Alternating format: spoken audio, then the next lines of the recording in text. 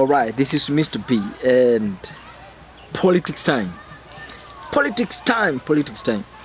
Guys, talking about politics, or Kenyan politics, talking about the president of the Republic of Kenya, William Samoei Ruto, and his chicks, vibaraka vyake ama vifaranga vyake.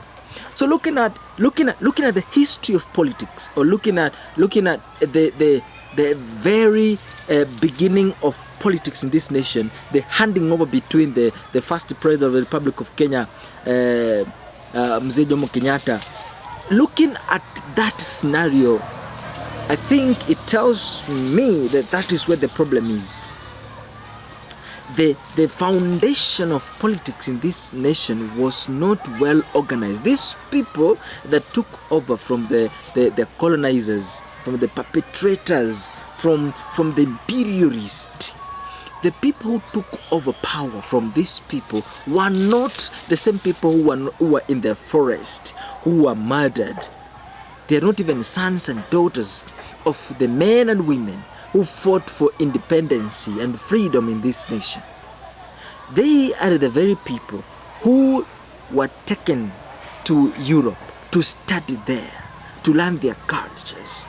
And that's why when you look at the very beginning, the foundation of politics in this nation is based on those who have money, those who have a connection to US, those who have connection to other developed countries, and it gives a chance to those people to take our minerals from our nation, because they always want to benefit money that is given to them, that makes them richer, and oppress the very citizens who they are supposed to represent. Okay, now the foundation of politics. When you look at Kenya, for example, Kenya is always focused on what US is thinking, what US is talking about. What is happening in the US must be happening in Kenya. You see. And Mzee Jomo Kenyatta lived in London. He lived in London. He has a family in the US. As we speak at the moment, we know that Uhuru Muigai Kenyatta has another family in the United States. You see, and the negotiation that they made between those people who are hungry with power and the colonizers, the conversation they had, that is according to my thinking, the conversation they had must be like, yes, we are going to give you this because your people have really completely disagreed with us. But when we hand over this power to you, the first question I think they were asked, do you have the way of leading? Do you have a constitution? They said no.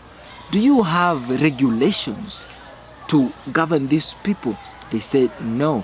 Do you have a model of education? Do you have A, B, C, D? And they said no. Now the European, the British, the colonizers, the imperialists, the capitalists were very happy to hear the answer no from the African men and women who were interested with the power. Remember very well, these are not the people who participated in sending away our colonizers. They're the people who found a chance, just like Kasmura, who has found a chance. After the Gen Zs have died, he has found a chance to again reconcile, walk with the very person that we were against. That is the greatest treachery of all times. So that is the same thing that happened in 1963-64. So the conversation went on, and the European, the imperialists and the capitalists said, in their mind knowing that in this very nation we have resources, in this very nation we have land, fertile land, and in this very nation we have invested. When you go to Kericho, the greatest industries that processes, or factories that processes tea is owned by who? The very biggest land. People have been displaced and now put in a small slums, small caves to work for the very people who has taken our lands forcefully. Now, knowing that is the colonizers, knowing in their mind that we have all these resources and we have invested in this nation, this is what we're gonna do.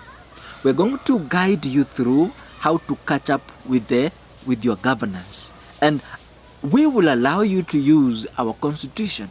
We will allow you to use our system of governance. You see, and then there was an agreement, and the country started in 1964. December, the country started. Now the president was announced, and now the cabinet secretaries were announced, and then the system started. You see, the agreement is an agreement. If you go against the agreement, then you face the consequences. And then they agreed. So they could not speak against the imperialists because there was a secret agreement that they have made together without the citizens' consent. And that's why every time the mzee will come on a live TV and tell people, now let us build our nation. But we are building our nation with which kind of model? With whose constitution? So if you were against what the mzee was talking about, you have to face your fate. And that is what happened to all the Kapenguria 6. None of them, some of, is it Dedan Kimathi, even his grave is not determined. You see? Why? Because these are among the few people who were against the imperialists, who were against using the system of the colonizers. But because there was a secret agreement that were made between the people with hungry to power, then he, and among other men who were against, he was not allowed to speak, and that is how he faced his demons. So this system has not stopped up to date. That is what is actually going on up to now as we speak. So when you see Uhuru doing all these things, he is hurrying up to catch up with the agreement he has made with his superiors. He has to do all he can to fit in with the agreement he made with his bosses. You see? All right. Yeah. So, when any leader who goes in there is an argument. Listen, guys, and I have to tell you this. In Parliament, there is a person who is overseas. There is one person from the capitalist or imperialist or the colonizers. There's that white person who is always there listening on what to speak, if it is in alignment with our agreements. If it is not, a signal is sent, and that is how they slowly take you out of power. You are blackmailed to be taken out of power. So, as citizens of the great Republic of Kenya, we got to understand that fighting the imperialist kind of mentality in this Kenya needs a different approach. And among the approaches that I could advise people to use is to understand the system, first of all. All systems that we have, even if it includes your digestive system, understand all the systems, education system, religion, because religious system is being used by the government system. Education system is controlled by government system, and the government system is controlled by imperialist system. You see, understanding the systems and how they're working is the genesis of solving our problems. And the second thing that we need to understand is our very resources that we have.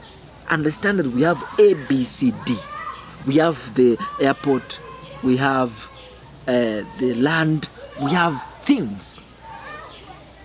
So once we understand that we have all these resources, the next question is, how are we using the very resources to enrich ourselves? That's the question.